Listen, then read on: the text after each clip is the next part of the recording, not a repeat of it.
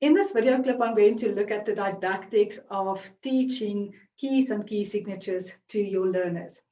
So first of all, keys consist of majors and minors. And your learners already know that majors all actually sound the same. Minors all sound the same. They knew this before you taught them anything in music. They, when they were 4 years old, they would sing Twinkle, Twinkle, Star at various different pitches, but it would sound like Twinkle, Twinkle, Little Star. Isn't it amazing?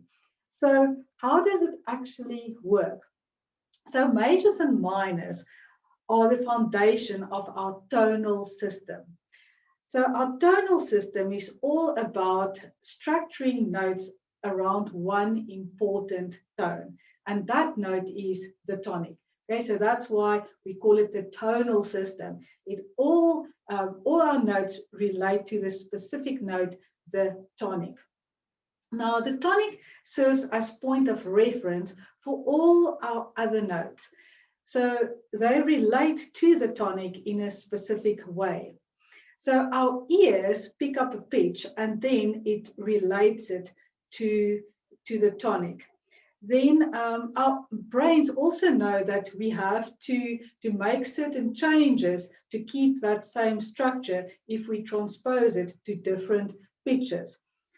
Now, when it gets to theory, in order to achieve it, we need to either add a certain number of sharps or a certain number of flats.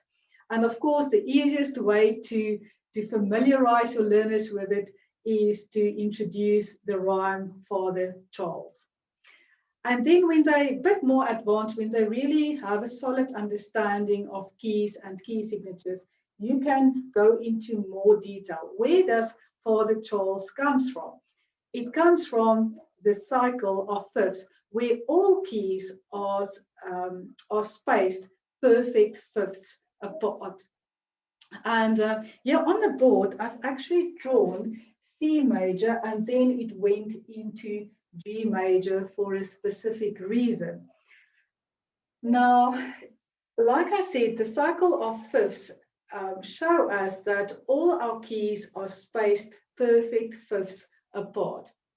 So if we start with C major, our C major goes from there to there. Then our G major is from there to there. So G major, or G, is a perfect fifth higher from C.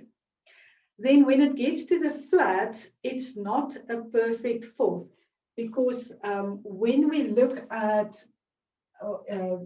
C and the keys that have sharps in it and their relation to C, C to G is a perfect fifth apart. G to D is a perfect fifth apart. Likewise, a fifth below C is F, and then a fifth below F is B flat. So all the keys are perfect fifths apart. So let's just quickly return to this example. So I have C major, and then within C major, I have two tetrachords. The first one is the first four notes, and then the second one is the second group of four notes. So why is the tetrachord important? The second tetrachord of each scale becomes the first tetrachord of the next scale. So second tetrachord of C major becomes the first tetrachord of my G major scale. The second tetrachord of G major is going to become the first tetrachord of my next key, which is D major. Good.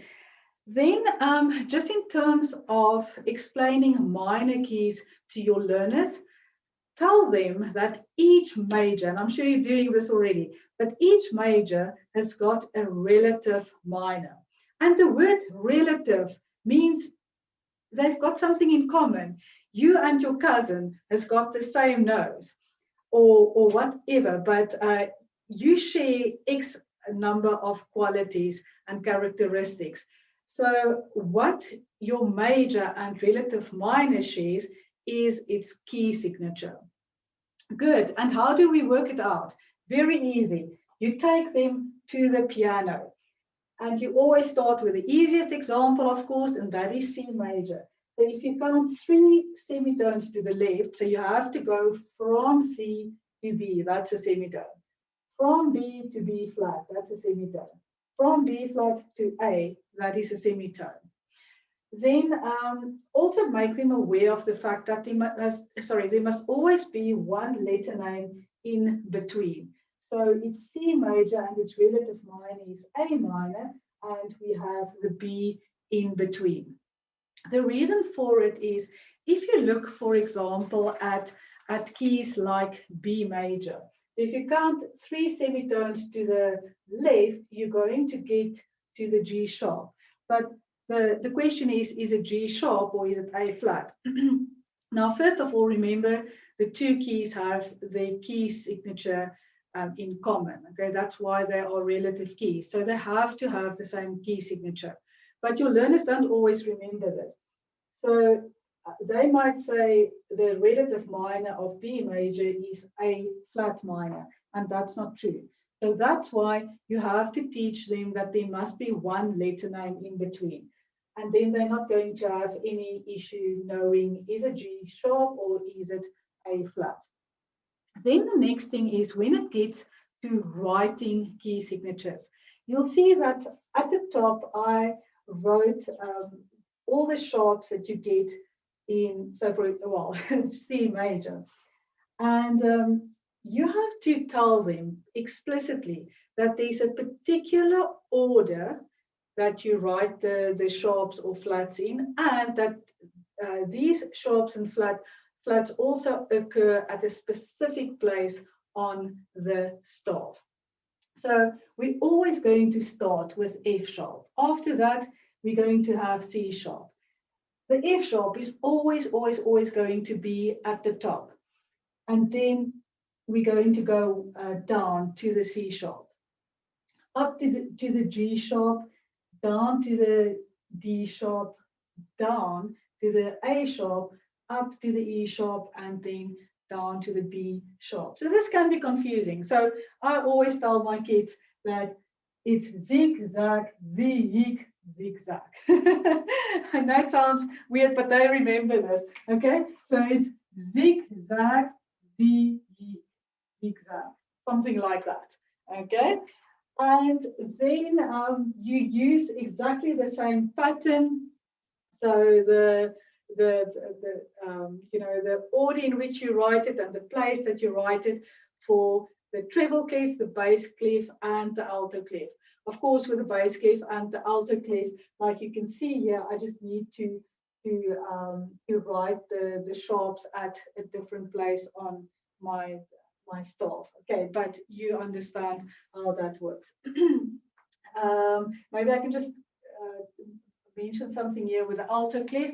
You'll remember when I was talking about teaching letter names, I teach my kids to just think one pitch down from the treble clef. Okay, and that's basically how they're going to write the sharps in the alto clef as well.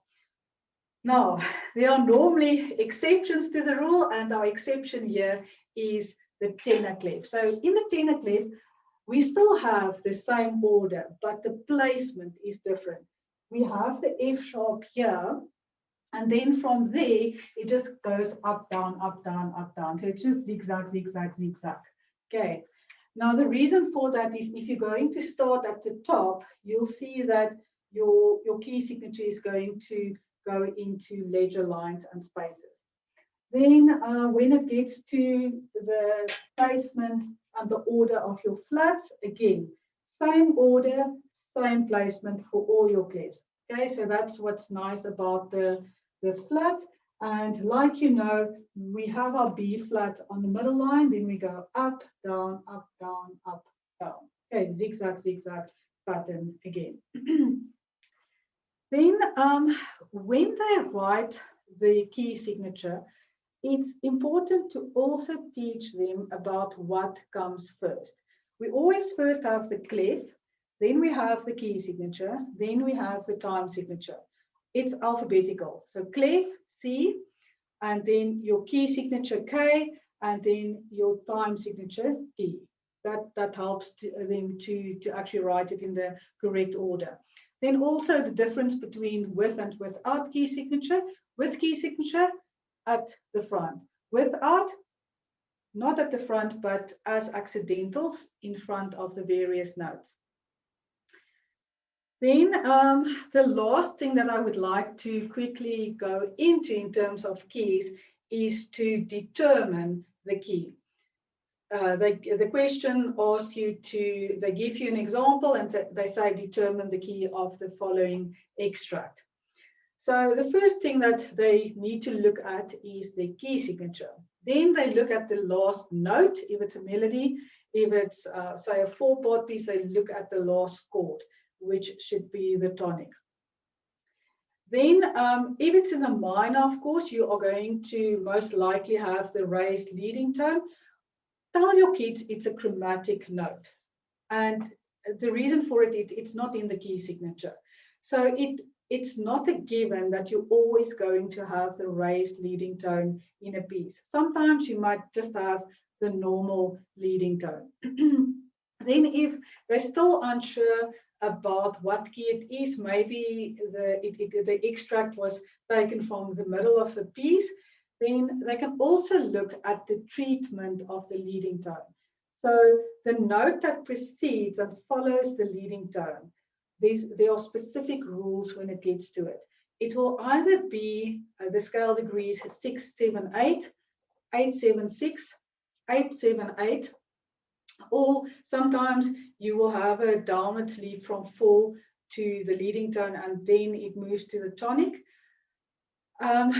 Or sometimes if you have consecutive notes that belong to the dominant function, this would not apply. Okay, the 8, 7, 6, 6, 7, 8 rule. Okay, so then you look at you can have a median and then the dominant in the leading tone, and then it would go to the tonic, or it would just stay in the dominant function. Then if they're still unsure, let them look at the cadence at the end. Let them look at the opening. So you are going to find a tonic, if not on the first note, within the first couple of notes. And where it's normally an exception is if your piece starts with an upbeat. So you would have, say, a dominant chord on the upbeat, then moving to the tonic chord on the first beat of the bar. And that is basically it when it gets to the didactics of teaching keys and key signatures to your learners.